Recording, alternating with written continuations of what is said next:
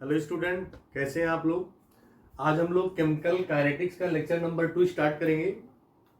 पिछले लेक्चर में हम लोगों ने इंट्रोडक्शन देखा था, रेट ऑफ रिएक्शन के बारे में पढ़ा था। आज हम लोग रेट ऑफ रिएक्शन का जो है ग्राफिकल एनालिसिस देखेंगे। ग्राफिकल एनालिसिस कैसे रेट ऑफ रिएक्शन का होता है, जो रिएक्टेंट का और प्रोडक्ट का। तो जैसे रिएक्टेंट से प्रोडक्ट, हमने आपको बताया था कि जो रेट ऑफ रिएक्शन है, rate of reaction the change in concentration of reactant with respect to time, change in concentration of reactant with respect to time। या मैंने ये बताया था आपको क्या कि any reaction or proceed in forward direction, the concentration of reactant is decreases and concentration of product is increases with respect to time। तो जैसे ये रिएक्शन हो रही है, ये रिएक्टेंट है, ये प्रोडक्ट है, तो इसका अगर हम लोग ग्राफिकल रिप्रेजेंटेशन देखेंगे तो क्या होगा। जैसे रिएक्टेंट है तो रिएक्टेंट का माना कि इसे कंसंट्रेशन जो इनिशियल स्टेट में है वो क्या है, सी नॉट है। क्या है, सी नॉट है। इसका कंसंट्रेशन क्या है, सी नॉट है। अब with respect to time concentration क्या हो रही है, चेंज हो रही है। तो कंसंट्रेशन धीरे धीरे क्या होगी, कंसंट्रेशन धीरे धीरे धीरे धीरे ये चेंज होगी। ठीक, तो ग्राफ इसका क्या होगा, इस तरह से कुछ बनेगा।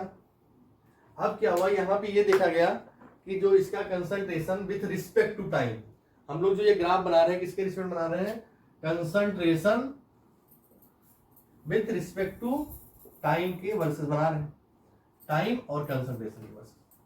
तो यहाँ पे ये सी नॉट एक इनिशियल कंसंट्रेशन था, अब धीरे धीरे क्या हुआ, ये रिएक्शन प्रोसीड हो रही है, तो कंसंट्रेशन रिएक्टेंट का क्या हो रहा है, धीरे धीरे डिक्रीज हो रहा है। अब यहां पे ये माना गया कि जैसे मान लीजिए कि यहां पे देखा गया कि इसे टाइम t1 है, टाइम t1 है, तो यहां पे कंसंट्रेशन क्या होगा, इस टाइम पे कंसंट्रेशन होगा c1। इस पे t1 टाइम पे कंसंट्रेशन क्या है, c1। फिर क्या हुआ, कंसंट्रेशन धीरे धीरे और डिक्रीज की, तो इसको माना गया टाइम जैसे t2 मान लिया गया। क्या माना गया, t2। तो यहां से देखा जाएगा, अगर इसको निकाला गया तो t2 टाइम पे जो कंसंट्रेशन हुआ वो क्या हुआ, c2 हुआ। मतलब t1 टाइम पे कंसंट्रेशन क्या है, c1, और t2 टाइम पे कंसंट्रेशन क्या है, c2 है। तो ये पीछे हम लोगों ने फार्मूला इसका पढ़ा था, कंसंट्रेशन जब डिक्रीज कर रही है तो रिएक्टेंट की कंसंट्रेशन को हम किससे रिप्रेजेंट कर देते हैं, माइनस से। ठीक, तो इसका जो एवरेज रेट लिखेंगे हम लोग, क्या लिखेंगे, एवरेज रेट। एवरेज रेट जो पीछे हम लोग पढ़ चुके हैं, एवरेज रेट क्या था, delta change in concentration R upon dt upon dt। और क्या है, कंसंट्रेशन चेंज किसकी हो रही है, C1 और C2 and T1 and T2 time पे। तो क्या हो जाएगा, C2 माइनस C1 अपान T2 minus T1, T2 minus T1। तो ये फार्मूला किसका आया, रिएक्टेंट का। किसका फार्मूला है ये, रिएक्टेंट का है। अब कंसंट्रेशन इसकी चेंज हो रही है, इसकी, रिएक्टेंट की। तो इसको जो हम लोग रिप्रेजेंट करते हैं, किससे प्रेजेंट करते हैं, माइनस में। किससे, माइनस में।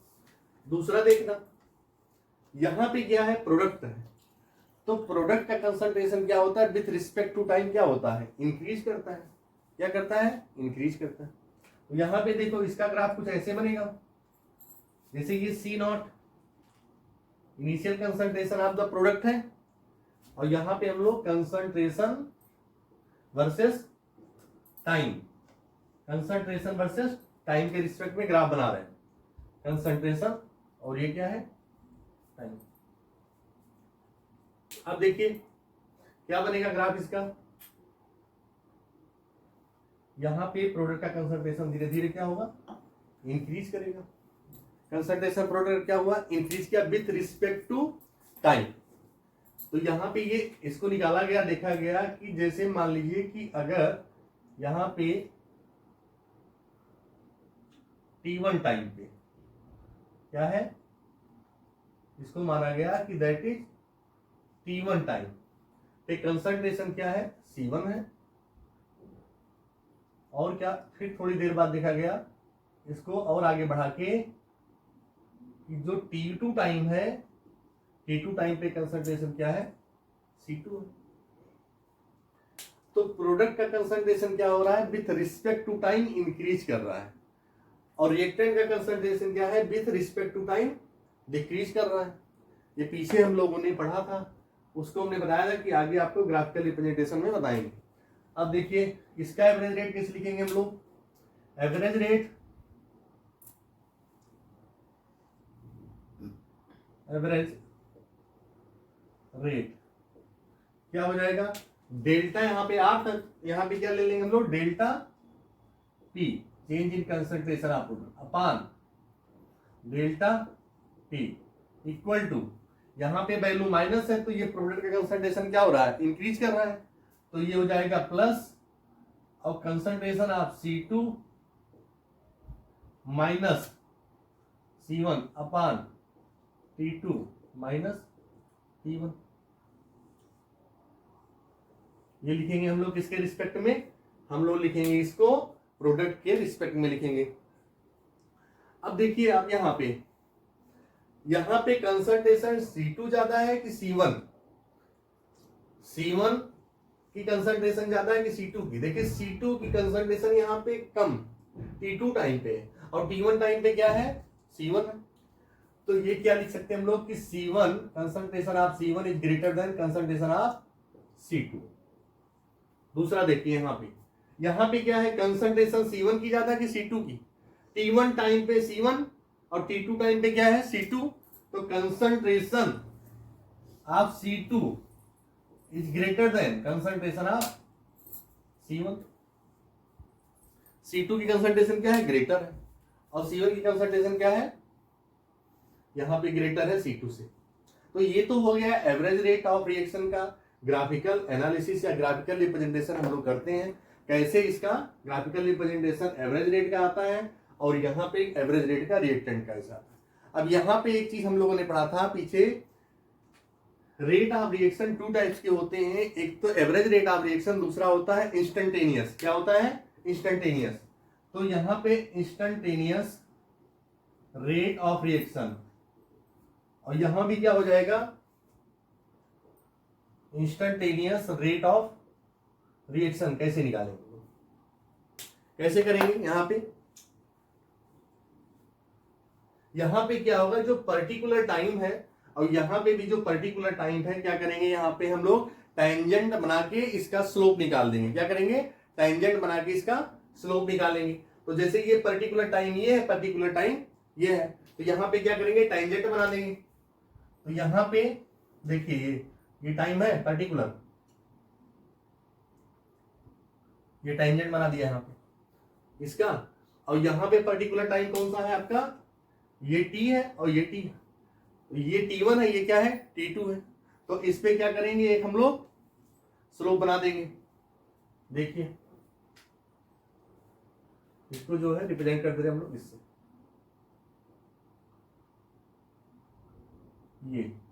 ये टेंजेंट यहां बना दिया, यहां भी एक टेंजेंट बना दिया, और इससे क्या किया हम लोगों ने, स्लोप निकाल देंगे। क्या निकालेंगे, स्लोप। तो ये हो जाएगा इंस्टेंटेनियस इक्वल टू किसके हो जाएगा, instantaneous rate of reaction equal to slope, और यहां पे क्या हो जाएगा, इक्वल टू स्लोप, हो जाएगा। अब आगे देखिए, जो आप रेट ऑफ रिएक्शन को डेल्टा से रिप्रेजेंट करते थे, किससे, डेल्टा से, तो यहां पे हमने आपको क्या बताया था कि जो इंस्टेंटेनियस रेट है, इंस्टेंटेनियस रेट ऑफ रिएक्शन, उसको रिप्रेजेंट करते हैं किससे हम लोग, यहां पे ले आएंगे माइनस डी और concentration of reactant upon dt हो जाएगा, किसके रिस्पेक्ट में, रिएक्टेंट के रिस्पेक्ट में। दूसरा देखिए, इंस्टेंटेनियस रेट इक्वल टू क्या हो जाएगा, यहां पे माइनस है तो यहां पे हो जाएगा प्लस, क्योंकि प्रोडक्ट का लिख रहे हैं हम लोग, तो product D concentration of P upon dt। तो ये हो जाएगा इंस्टेंटेनियस रेट होगा। क्या होगा? Instantaneous rate. इंस्टेंटेनियस रेट, इसका स्लोप ये हो गया, इसका स्लोप है और ये इसका स्लोप।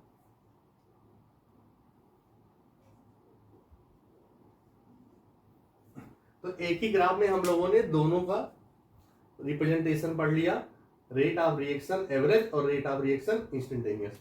आप इसको नोट करिए, फिर आगे जो हम लोग इससे रिलेटेड कुछ क्वेश्चन कर रहे हैं।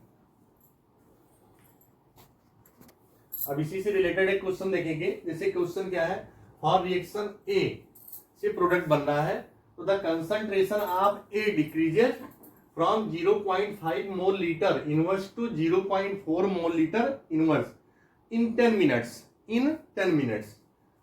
तो calculate the average rate of the reaction for this time period. आपको क्या निकालना है? एवरेज रेट ऑफ रिएक्शन निकालना है। Average rate of reaction, average rate of reaction find करना है। तो कैसे फाइंड करेंगे? देखिए इधर ये क्या है? रिएक्टेंट है, ये क्या है? प्रोडक्ट है। इट मींस जब अगर A concentration of A in initial time में ए नॉट था, तो यहां पे इसकी जो कंसंट्रेशन कितनी थी? 0.5 मोल लीटर इनवर्स। और टाइम यहां पे क्या था? टी टाइम था, टी टाइम पे, और टी कैसा था? 0 था। दूसरे केस में क्या है? जब कंसंट्रेशन ए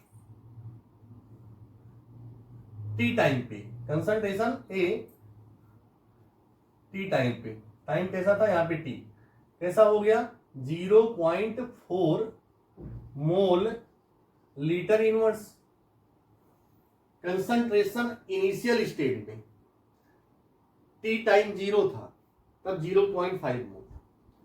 फिर क्या हुआ? जब कंसंट्रेशन क्या हुआ? कुछ रिएक्शन स्टार्ट हो गई, वो रिएक्शन स्टार्ट हुई और यहां पे कंसंट्रेशन 0.5 मोल से घट के 0.4 हो गई। तो मतलब कुछ ना कुछ टाइम आया होगा, टी टाइम था। अब वो टी टाइम कैसा था? वो आ गया आपका क्या है? 10 मिनट्स। क्या था? 10 मिनट्स था। कि 10 मिनट पे इसकी कंसंट्रेशन 0.04 मोल हो गई। अब एवरेज रेट निकालना है और उसी का मैंने ग्राफिकल रिप्रेजेंटेशन आपको पढ़ाया है। Average or rate of reaction equal to, आपने पढ़ा अभी क्या कि कंसंट्रेशन C2 माइनस C1 अपान T2 माइनस T1। ठीक, C2 माइनस C1 अपान T2 माइनस T1, ये फार्मूला है। और यहां पे वैल्यू कैसी थी? माइनस में। तो आप इसको क्या लिख सकते हैं? C2 and C1, C2 and C1। अब आगे देखिए आप, जो वैल्यू आपकी कंसंट्रेशन की है, ये फाइनल कंसंट्रेशन 0.04 है, तो क्या हो जाएगा? 0.04 माइनस इसकी वैल्यू क्या है? इनिशियल में क्या थी? 0.5 थी। 0. देख लेते हैं सर, 0.4 ही है, 0.4 है और यहां पे क्या है? 0.4 है। तो 0.4 माइनस 0.5 अपान क्या हो जाएगा? T2 minus T1। तो T2 की वैल्यू कितनी है? फाइनल पे कितनी है? 10 मिनट्स है और माइनस 0, तो इक्वल टू कितना आ जाएगा आपका? और यहां पे वैल्यू लगेगी माइनस में, क्योंकि रेट ऑफ रिएक्शन क्या है? रिएक्टेंट का माइनस में निकाल रहे हैं हम लोग। तो ध्यान देना, 0.4 से माइनस क्या हो जाएगा? 0.5 जाएगा। ठीक, तो क्या आएगी वैल्यू? माइनस 0.1 अपान कितना हो जाएगा? 10। तो ये माइनस और ये माइनस दोनों क्या हो जाएगा? कैंसिल हो गया। तो 0.1 अपान 10 इक्वल टू कितना आ जाएगा? 0.1 अपान 10 हो गया। तो ये वैल्यू आएगी 0.01 मोल लीटर इनवर्स मिनट इनवर्स। ये हमारा फाइनल आंसर होगा। तो इस तरह से इस क्वेश्चन को हम लोग सॉल्व करेंगे, ठीक है। इसको नोट कर लीजिए, फिर आगे क्वेश्चन करा रहे हैं। देखिए नेक्स्ट क्वेश्चन क्या है। रिएक्शन है N2O5 gives 4NO2 plus O2 if RA rate of appearance of NO2 is 2 mole liter inverse second inverse। तो फाइंड रेट ऑफ रिएक्शन और दूसरा क्या है, rate of disappearance of N2O5, rate of disappearance of N2O5। तो देखिए यहाँ पे जो क्वेश्चन में क्या दिया है कि रेट ऑफ अपेरेंस आपका गिवन है 2 मोल लीटर इनवर्स। तो सबसे पहले क्या करेंगे, इसका हम लोग रेट ऑफ रिएक्शन लिखते हैं, जो एवरेज रेट ऑफ रिएक्शन। इसका क्या लिखेंगे हम लोग, एवरेज रेट ऑफ रिएक्शन लिख लेंगे। क्या हो जाएगा, -1/2 change in concentration of N2O5 upon क्या हो जाएगा, डेल्टा टी। आगे क्या हो जाएगा, equal to +1/4 change in concentration delta NO2 upon dt equal to +1/1 change in concentration of O2 upon dt। इसको लिख लिया। अब पहले क्या निकालना है हमको, रेट ऑफ रिएक्शन और रेट ऑफ डिसअपेरेंस निकालना। तो पहले चलिए हम लोग निकाल लेते हैं, क्या रेट ऑफ डिसअपेरेंस निकाल लेते हैं। क्या निकालेंगे, रेट ऑफ डिसअपेरेंस निकालेंगे। तो रेट ऑफ डिसअपेरेंस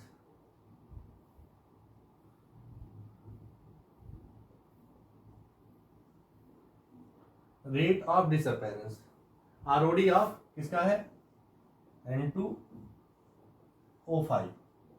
तो ROD N2O5 पे क्या हो जाएगा, ROD of N2O5 rate of disappearance upon कितना है, वैल्यू 2 हो जाएगी। पीछे फार्मूला पढ़ा चुके हैं। आगे क्या लिखेंगे, फिर अपीयरेंस लिखेंगे। क्या लिखेंगे, अपीयरेंस लिखेंगे इक्वल टू ROA आपको दिया क्या है, NO2 का, तो ROA NO2 अपान क्या हो जाएगी, वैल्यू 4। फिर क्या है, rate of disappearance equal to ROD of N2O5 upon 2 equal to, इसकी वैल्यू कितनी दी गई है, ROA की, यहां पे दी गई 2 अपान 2 अपान क्या हो जाएगा 4, 2 1 जा 2, 2 2 जा 4। फिर आगे क्या लिखेंगे, इसी को आगे कंटिन्यू कर दीजिए, ROD of N2O5 equal to क्या हो जाएगा, 2 मल्टीप्लाई 1/2, 2 मल्टीप्लाई क्या हो जाएगा, 1/2 हो जाएगा, ठीक है। तो कितना है, ROD अपान 2 है, और ये क्या हुआ, 2 1 जा 2, 2 2 जा 4 हो गया, कैंसिल हो गया, ठीक। तो ये वैल्यू आ जाएगी क्या आपकी, ऐसे 2 मल्टीप्लाई 1/2, ये कैंसिल हो जाएगा, इक्वल टू कितना आएगा आपका, 1 मोल आएगा। कितना आएगा, 1 मोल लीटर। यूनिट क्या इसकी है, यूनिट इसकी दी गई है आपकी मोल litre inverse second inverse, second inverse.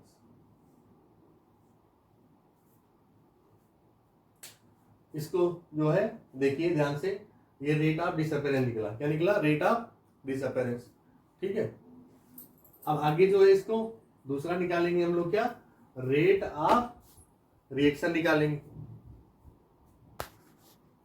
तो पहला आंसर क्या आ गया आपका, जो रेट ऑफ डिसअपेरेंस आया, कितना आया, 1 मोल लीटर इनवर्स, और सेकंड इनवर्स आ गया। अब चलिए दूसरा निकाल लेते हैं हम लोग। क्या रेट ऑफ रिएक्शन निकालना है? क्या निकालना है? Rate of reaction. तो रेट ऑफ रिएक्शन यहां पे ये दिया गया है वैल्यू NO2 जो आपका अपीयरेंस हो रहा है। तो क्या वैल्यू है इसकी रिएक्टेंट की? प्लस 1/4। 1/4 यहां पे देखिए लिखा आपने रेट ऑफ रिएक्शन NO2 का। तो ये प्लस 1/4 ये वैल्यू यहां से आई है। फिर क्या हो जाएगा? Delta NO2 upon dt upon dt।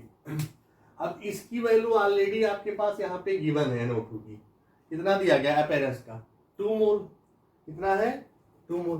तो इक्वल टू प्लस 1/4 मल्टीप्लाई क्या हो जाएगा? 2। तो 2 2 जा 4। तो कितना आ जाएगा आंसर इसका? 1/2 मोल लीटर इनवर्स सेकंड इनवर्स। ये हो गया क्या? Rate of reaction. क्या है? Rate of reaction. तो इस तरह से हम लोगों ने रेट ऑफ रिएक्शन और रेट ऑफ डिसअपीयरेंस निकाला। अब आगे इसको नोट करिए, फिर आगे हम कंटिन्यू कर रहे हैं। अब देखिए नेक्स्ट टॉपिक है हमारा रेट लॉ। क्या है? Rate law. अब रेट लॉ जो हम लोग पढ़ेंगे यहीं से हमारा एक टॉपिक नया स्टार्ट हो जाता है, order of reaction. Order of reaction. तो रेट लॉ क्या होता है समझिए इस बात को कि rate of chemical reaction, rate of chemical reaction is directly proportional to product of concentration of the reactant to the some power which may or may not be equal to respective stoichiometric coefficient. It means जो हमारा chemical reaction होता है उसके directly proportional जो किसके होता है? Product of concentration of reactant to some power which may or may not be equal to respective stoichiometric coefficient number। ये तो डिफिनेशन है जो डिफाइन किया गया है। अब इसको आप लोग ऐसे समझिए, जैसे रिएक्शन दिया गया है A है प्लस B, गिव्स प्रोडक्ट बन गया C प्लस D। अब इसका जो कोफिशिएंट नंबर है इसको माना गया, जैसे इसको मान लिया गया अल्फा, इसको मान लिया गया बीटा, इसको गामा, अल्फा बीटा गामा, और इसको मान लिया गया डेल्टा। तो ये जो अल्फा बीटा गामा और डेल्टा है ये सब क्या है? इसके कोफिशिएंट नंबर। क्या है? ये है इसके कोफिशिएंट नंबर। यहाँ पे क्या है? Coefficient number. ये रिएक्शन पीछे आपने पढ़ा होगा, जैसे यहाँ पे लिखा है N2 plus H2 gives 2NH3 दिया है, इसको बैलेंस कर दिया गया, यहाँ पे 3 नहीं, यहाँ पे 2 तो ऑलरेडी है ही है, यहाँ पे हो जाएगा 3। तो देखिए यहाँ पे जो ये वैल्यू आई है 3 और यहाँ पे जो वैल्यू है 2, ये दोनों क्या है? कोफिशिएंट नंबर है। क्या है? Coefficient number. तो ये इसके कोफिशिएंट नंबर होते हैं। ये रिएक्शन है। जैसे अगर इसका हम लोग रेट लिखें R इक्वल टू क्या हो जाएगा इसका? या R is the directly proportional to A है तो कंसंट्रेशन A के पावर X हो जाएगा। क्या हो जाएगा? A के पावर X, और कंसंट्रेशन B के पावर क्या हो जाएगा? Y। कंसंट्रेशन A के पावर X और कंसंट्रेशन B के पावर Y। अब यहां पे R को हटा दिया गया, ये आ गया K, तो A के पावर X और B के पावर Y, A के पावर X की B के पावर Y। अब K क्या है? वेयर K इक्वल टू क्या है? ये है रेट कांस्टेंट। क्या है? Rate constant. K क्या है? Rate constant. यहाँ पे K आया डायरेक्टली हटा गया, तो ये क्या होता है? रेट कांस्टेंट होता है। बहुत ही इंपॉर्टेंट है, इसका काफी रोल है आगे जो रिएक्शन में हम लोग इसको पढ़ेंगे आगे। तो रेट या इसी को बोलते हैं हम लोग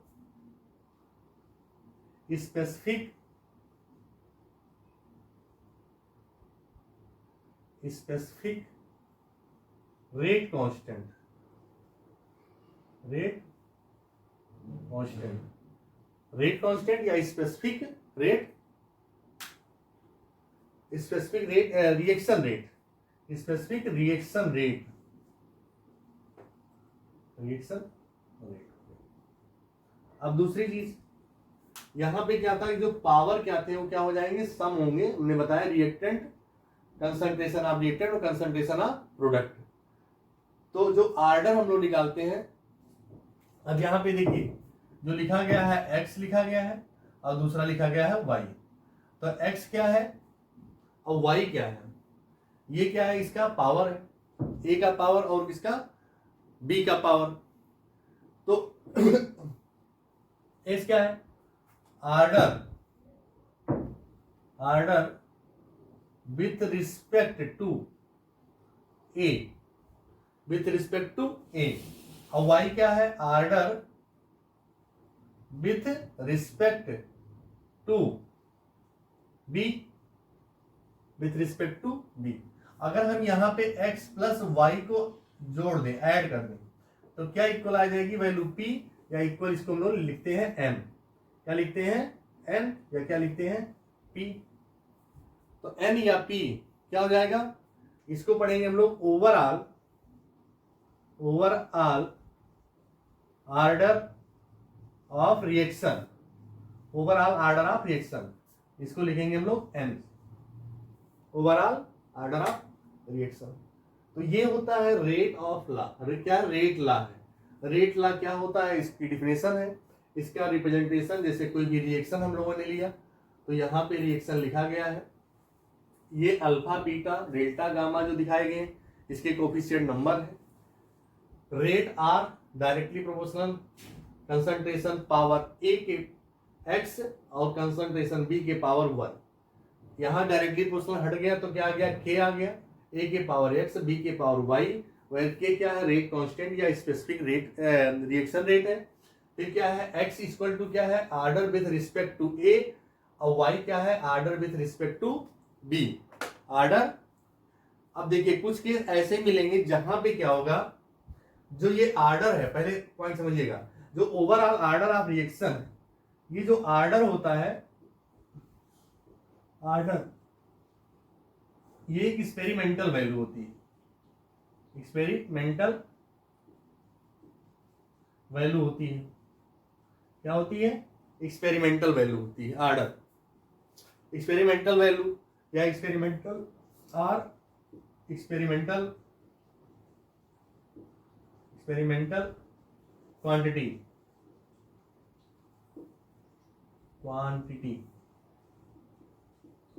एक्सपेरिमेंटल क्वांटिटी। अच्छा, कुछ रिएक्शंस ऐसे भी होते हैं जहां पे आर्डर और कोफिशिएंट नंबर दोनों सेम हो जाएंगे। उसके लिए क्या करेंगे, कब होंगे, ऐसे केस में जैसे आर्डर इक्वल टू कोफिशिएंट,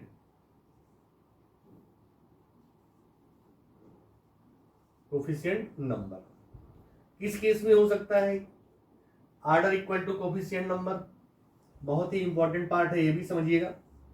कुछ रिएक्शंस ऐसे मिलेंगे जहां पे आपको एक्सपेरिमेंटल वैल्यू या एक्सपेरिमेंटल क्वांटिटी नहीं निकालनी होगी आर्डर के, वहां पे क्या होगा, आर्डर इक्वल टू क्या हो जाएगा, कोफिशिएंट नंबर के लिए। किसके, कोफिशिएंट नंबर। किस केस में, जब रिएक्शन में लिखा होगा क्या, when mention in a reaction one step reaction, क्या लिखा हो, वन स्टेप रिएक्शन, या इसी को बोलते हैं हम लोग एलिमेंट्री रिएक्शन,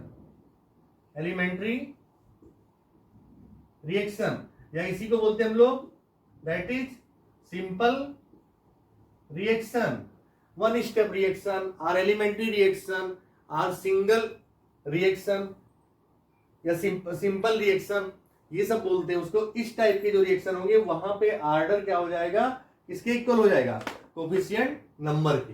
तो जैसे यहां पे ये कोफिशिएंट नंबर देखिए क्या है, अल्फा है, और यहां पे क्या है, पावर क्या है, एक्स है, क्या है, एक्स है। इस केस में x equal to the alpha, x equal to the alpha, और y equal to the beta, y equal to the beta.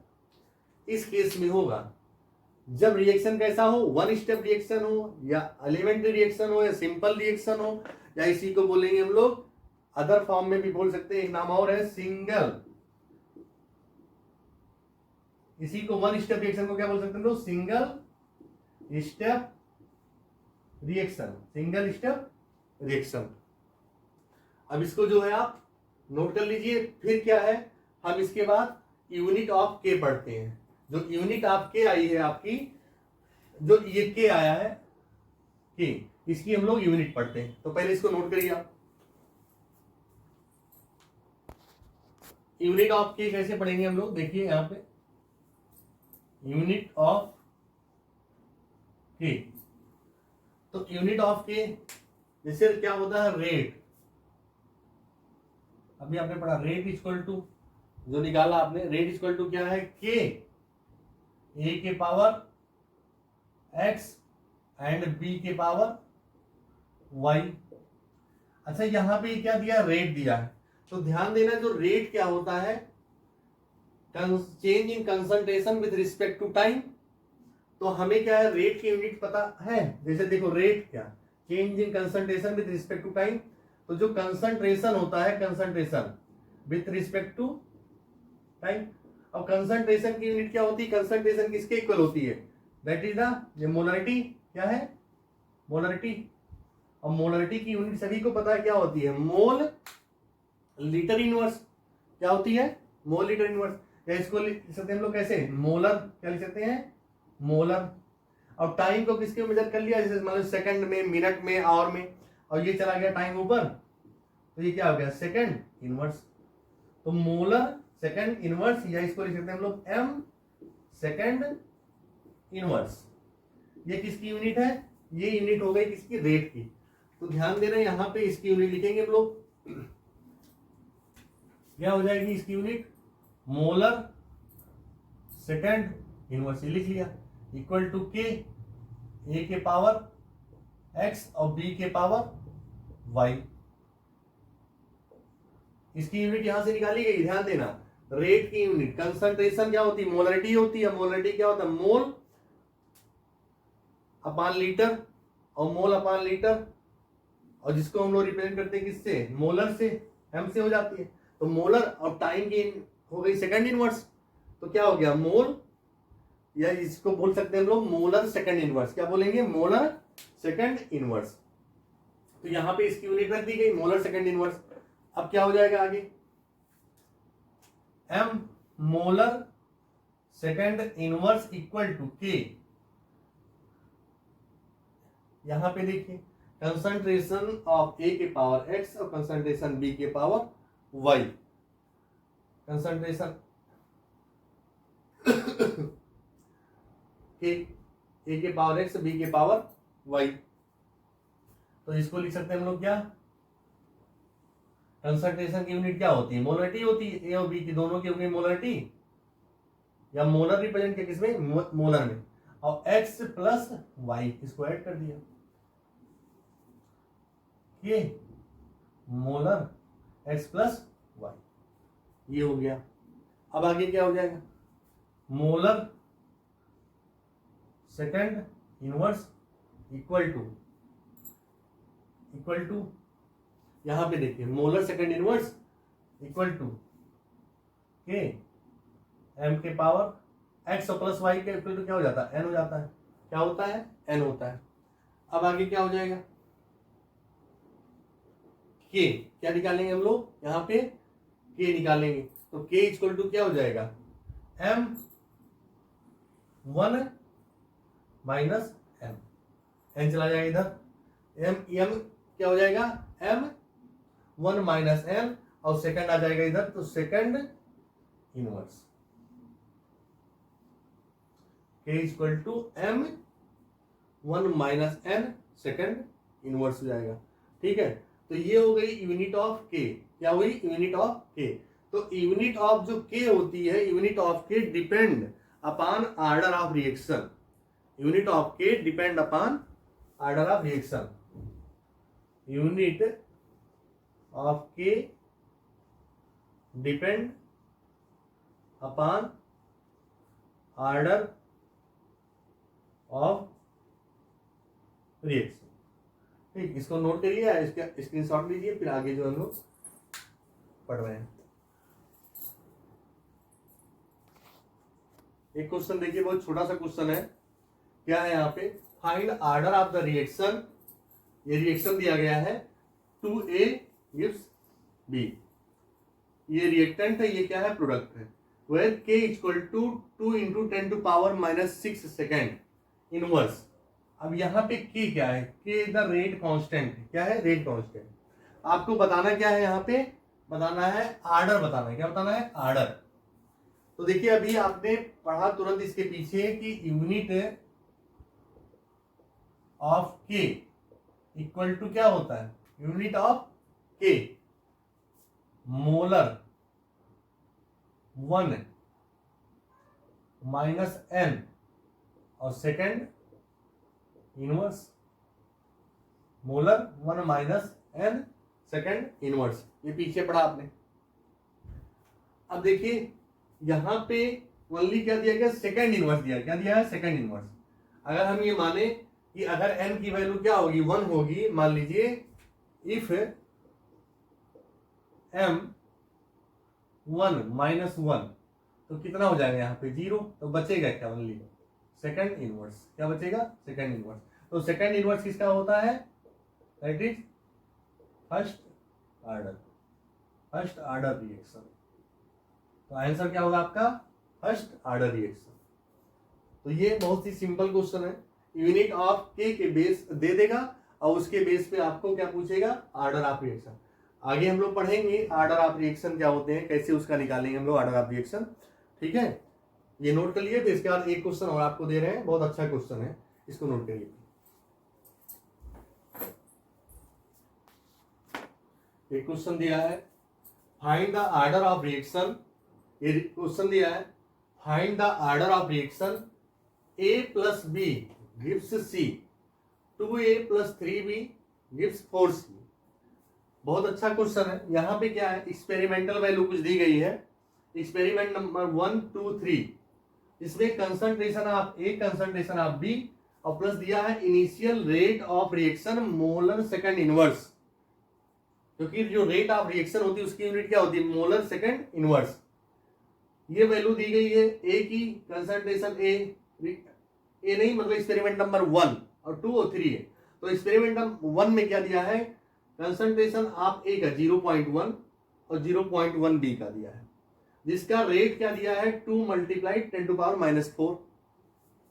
दूसरे में 0.1 0.2 और रेट क्या है 4 इंटू 10⁻⁻4। तीसरा क्या दिया है 0.2 0.2 और 16 इंटू 10⁻⁻4। फाइंड क्या करना है, पहला है फाइंड ऑर्डर ऑफ रिएक्शन। क्या निकालना है, ऑर्डर ऑफ रिएक्शन निकालना है। और दूसरा निकालना है रेट कांस्टेंट के निकालना है, रेट कांस्टेंट के निकालना है।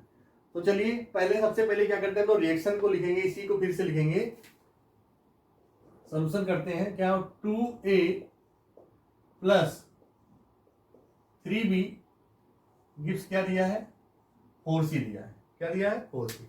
तो हम लोग जो रेट लिखते हैं, rate equal to RAT, rate, या इसको लिख सकते हैं लोग स्मॉल r से, equal to K concentration A के पावर x और कंसंट्रेशन Y, कंसंट्रेशन B के पावर y। तो हमको क्या वैल्यू निकालनी है, हमको x की वैल्यू निकालनी है और y की वैल्यू निकालनी है, x की वैल्यू और y की वैल्यू निकालनी है। तो चलिए इक्वेशन नंबर 1 लिखते हैं। पहले हम लोग क्या लिखते हैं, इक्वेशन नंबर 1, एक्सपेरिमेंट नंबर 1 है। तो चलिए इसका हम लोग सब लोग इसकी सारी वैल्यू लिखते हैं। पहले लिखते हैं क्या है, इक्वेशन नंबर 1।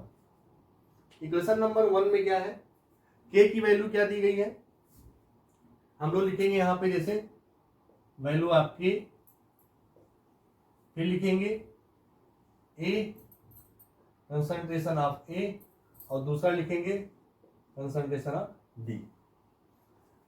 तो क्या दिया 2 इंटू 10⁻⁻4, 2 इंटू इक्वेशन नंबर 1 में, इक्वेशन नंबर 1 में दिया है 2 इंटू 10⁻⁻4 4। ए का कंसंट्रेशन कितना है 0.1 है और बी का कंसंट्रेशन कितना दिया है 0.1 है। दूसरा देखिए इक्वेशन नंबर 2, इक्वेशन नंबर 2 पहले में हो गया हमारा 2 इंटू 10 टू पावर -4 0.1 और 0.1। अब यहाँ a के पावर क्या है x है और b के पावर y है, तो कंसंट्रेशन 0.1 के पावर x और 0.1 के पावर y। दूसरे केस में जीरो क्या है वैल्यू 4 इंटू 10 टू पावर -4 दिया है, जो k की वैल्यू दी गई है इक्वेशन नंबर 2 में, इक्वेशन नंबर 2। फिर कंसंट्रेशन कितना दिया गया है, a का दिया है 0.1 के पावर x और b का दिया है 0.2 के power y। Equation number 3, equation number 3 में क्या दिया है k की value 16 multiply 10 to power 4, 16 into 10 to power 4। Concentration a 0.2 के पावर x और फिर क्या है 0.2 के पावर y। ये तो हमारा रिप्रेजेंटेशन हो गया। इसको हम लोगों ने रेट ऑफ रिएक्शन के फॉर्म में लिख लिया जो वैल्यू दी गई थी, ठीक है। अब क्या करना है हमको, इक्वेशन को इस तरह से डिवाइड करना है कि एक बार क्या हो जाए हमारा, एक बार क्या हो जाए x हट जाए और दूसरी बार क्या हो y हट जाए। इस तरह से हमको इक्वेशन डिवाइड करना है। ये इक्वेशन हमारे 1 2 3 दिए गए हैं, इसको आप इस तरह से डिवाइड करेंगे कि एक बार क्या हो इक्वेशन में x हट जाए और दूसरी बार क्या हो जाए y हट जाए। तो इससे क्या होगा, हमको x और y की वैल्यू निकल के आ जाएगी। अब फर्स्ट क्या करेंगे हम लोग, फर्स्ट पहले इक्वेशन नंबर जो 1 है उसको डिवाइड किससे कर देंगे, 2 से। इक्वेशन नंबर 1 को किससे डिवाइड करेंगे, 2 से कर देंगे। इक्वेशन नंबर 1 को डिवाइड करेंगे 2 से, तो चलिए इसको डिवाइड करते हैं। इक्वेशन नंबर 1 को फिर से लिखते हैं हम लोग। अब यहाँ पे इक्वेशन नंबर 1 है आपका 2 इंटू 10 टू पावर 4, फिर क्या है 0.1 के पावर x और फिर क्या है 0.1 के power y, divide by equation number 2, divide by equation number 2। Equation number 2 आपका है 4 इंटू 10 टू पावर -4 0.1 की पावर x और फिर क्या है यहाँ पे 0.2 के पावर y। अब देखिए यहां पे क्या हुआ, 2 1 जा 2, 2 2 जा 4, ये वैल्यू कैंसिल हो गई, ये 0.1 ये भी कैंसिल, 0.1 ये भी कैंसिल। अब बची क्या आपके पास ये वैल्यू, एक बार x कैंसिल हो गया दोनों, क्या हुआ x कैंसिल हो गया। अब क्या बचा आपके पास, ऐसे केस में यहाँ पे ये वैल्यू आपके पास आई, इसको चाहे इधर लिख सकते हैं 1/2, क्या है यहाँ पे देखिए 1/2 बचा हुआ है। फिर यहाँ भी क्या है आपके पास, ये वैल्यू डेसिमल डेसिमल कट गया, यहाँ पे 0 कैंसिल हो गया, बचा क्या 1/2 के पावर क्या आ गया y। देखिए 1/2 के पावर क्या आ गया y। अब क्या हो जाएगा यहाँ पे, इसको सॉल्व करेंगे आप तो कैंसिल हो जाएगा, यहाँ पे मल्टीप्लाई 1/2 मल्टीप्लाई हो जाएगा तो कैंसिल हो जाएगा 2, तो y इक्वल टू क्या आ जाएगा, यहाँ पे आपके पास आएगी वैल्यू 1 आ जाएगी। y की वैल्यू क्या आ गई यहाँ पे 1 आ गई। तो पहले केस में हम लोगों ने किसका निकाला, हमने y की वैल्यू को निकाल लिया। किसको निकाला, y की वैल्यू को। अब दूसरे केस में देखिए, अब क्या करना है हमको, इक्वेशन को इस तरह से डिवाइड करना है दूसरे केस में कि यहां पे क्या हो, एक बार y की वैल्यू कट जाए, क्या हो जाए y कैंसिल हो जाए और x मिल जाए हमको। जब x कैंसिल हुआ तो y मिला, अब y कैंसिल होगा तो क्या मिलेगा, x मिलेगा। तो सेकंड में क्या करेंगे हम लोग, सेकंड में हम लोग करेंगे equation number 2 divide by 3। Equation number 2 को क्या करेंगे, डिवाइड बाई 3 से कर देंगे। अब इक्वेशन नंबर 2 को लिखेंगे, अब इधर लिखेंगे इसको हम लोग ब्लैक पेन से। इक्वेशन नंबर 2 क्या है आपका, ये है इसके बाद इक्वेशन नंबर 2, ये अलग लाइन खींच रहे हैं, इसका मतलब डिवाइड नहीं कर रहे हैं, ठीक है, इसको ऐसे ऐसे कर दे रहे हैं इस तरह से। तो इक्वेशन नंबर 2 है 4 इंटू 10 टू पावर -4, ये लिखा ही गया 0.1 के पावर x और 0.2 के power y, divide by 16 into 10 to power -4, 0.2 के पावर x और 0.2 के पावर y। अब देखो यहां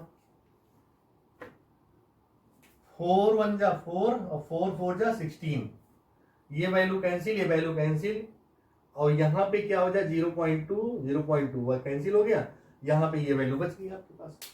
तो क्या आ गया यहाँ पे देखो 1/4 इक्वल टू क्या हो जाएगा 0. अब ये वैल्यू कट गई, पॉइंट हट गया, ये भी पॉइंट हट गया, बचा क्या 1/2 के पावर x, 1/2 के पावर x आ गया। अब इसको कैसे लिख सकते हैं आप लोग, 1/4 है तो 1/2 के पावर 2 लिख सकते हैं, 1/2 के पावर 2 लिख दिया। फिर क्या हो जाएगा इक्वल टू 1/2 के पावर x, यहां पे क्या हो जाएगा 2 2 हो जाएगा कैंसिल, नीचे बचेगा क्या x इक्वल टू आ जाएगा।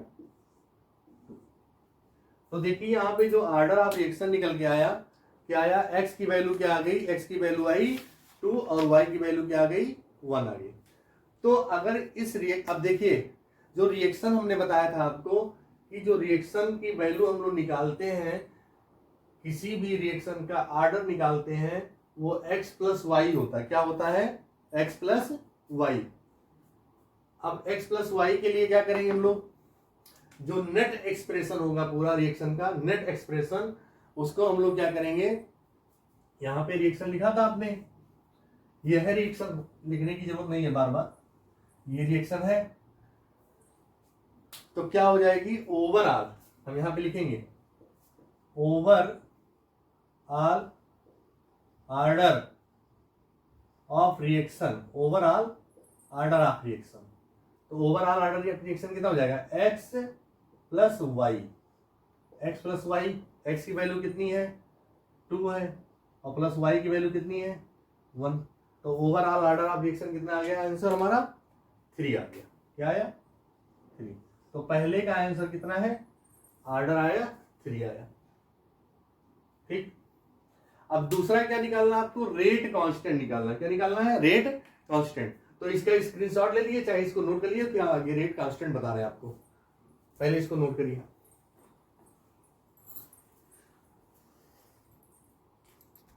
तो देखिए यहाँ पे जो ओवरऑल ऑर्डर ऑफ रिएक्शन निकाला हम लोगों ने, n की वैल्यू कितनी आ गई 3 आ गई। और दूसरा क्या क्वेश्चन है हमारा, इसी में calculation of k, calculation of k है। तो जो k को कैसे निकालेंगे हम लोग, देखिए यहाँ पे जो ये तीनों इक्वेशन दिए गए 1 2 3, तीनों में से कोई एक इक्वेशन ले सकते हैं आप। जैसे मान लीजिए हमने पहला इक्वेशन लिया, क्या लिया, पहला इक्वेशन हमने ले लिया, तो क्या हो जाएगा पहला इक्वेशन 2, कोई भी इक्वेशन ले सकते हैं आप, चाहे फर्स्ट लीजिए चाहे सेकंड चाहे थर्ड, तीनों से वैल्यू आ जाएगी आपकी। तो 2 इंटू 10 टू पावर माइनस कितना है 4 है, 2 इंटू 10 टू पावर माइनस 4 पहला इक्वेशन में लिया गया। 2 इंटू 10 टू पावर माइनस 4 हमें लिख सकते हैं यहाँ पे कि हमने जो लिया है, देखिएगा फर्स्ट इक्वेशन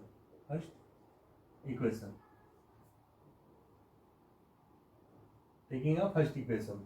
ठीक, तो 2 into 10 to power minus 4 equal to k, इसके इक्वल है क्योंकि ये k की वैल्यू किसकी है, k की वैल्यू इक्वल टू k। अब यहां पे 0.1 x की वैल्यू कितनी आई थी, x की वैल्यू आई थी जो आपने पढ़ा था पीछे, x की वैल्यू आई थी 2 और y की वैल्यू आई थी 1, x की वैल्यू 2 y की वैल्यू 1। अब देखिए क्या हो जाएगा, यहाँ पे हो गया पावर 2 और यहाँ पे क्या हो जाएगा 0.1 की पावर हो जाएगा 0.1 की पावर हो जाएगा 1। ठीक, ये लिया गया क्वेश्चन नंबर 1 से। फिर क्या करेंगे हम लोग, 2 into 10 to power -4 equal to K 0.1 है 0.1 है। ठीक, तो क्या हो जाएगा into 10 to power -3 into 10 to power -3। आगे k equal to 2 into 10 to power -4 divide by 3 10 to power 3। ये वैल्यू जाएगी ऊपर 10 टू पावर -3, ये चली जाएगी वैल्यू ऊपर प्लस में हो जाएगी, तो यहाँ पे आ जाएगी वैल्यू आपकी कैंसिल हो जाएगा, यहाँ से एक माइनस हो जाएगा, -4 है -3 ये प्लस में चली जाएगी वैल्यू, तो -4 से तो यहाँ पे हो जाएगा 2 into 10 to power -1 2 into 10 to power -1, जिसको हम लोग लिख सकते हैं क्या है 0.2 लिख सकते हैं, लिख सकते हैं 0.2 10 टू पावर -1। यहां से k की वैल्यू आई है, अब यूनिट ऑफ k लिख दो, unit of k, unit of k क्या आएगा, यूनिट ऑफ k आपको पता है molar 1 - n second inverse, molar 1 - n second inverse. तो मोलर m 1 - n की वैल्यू कितनी थी ओवरऑल 3 थी, कितनी थी 3 थी, सेकंड इनवर्स। आगे क्या आ जाएगा m -2 second inverse, m -2 second inverse. तो ये वैल्यू किसकी आ गई, यूनिट ऑफ k की आ गई। तो इस मेथड से जो है हम लोगों ने इस क्वेश्चन को सॉल्व किया। यहां से हम लोगों ने सीखा कि कोई भी इक्वेशन अगर दिया गया है तो इस इक्वेशन के मेथड से हम लोग कैसे रेट निकालते हैं और कैसे हम लोग आर्डर निकालते हैं। तो जो आर्डर हम लोगों ने पढ़ा उससे रिलेटेड एक क्वेश्चन किया। तो आज की क्लास हमारी कंप्लीट हो रही है, इसको आप लोग पढ़िएगा, समझिएगा। अगर कहीं कोई प्रॉब्लम होती है तो आप कमेंट जरूर करिए। आज की क्लास खत्म हो रही है। Okay, thank you class.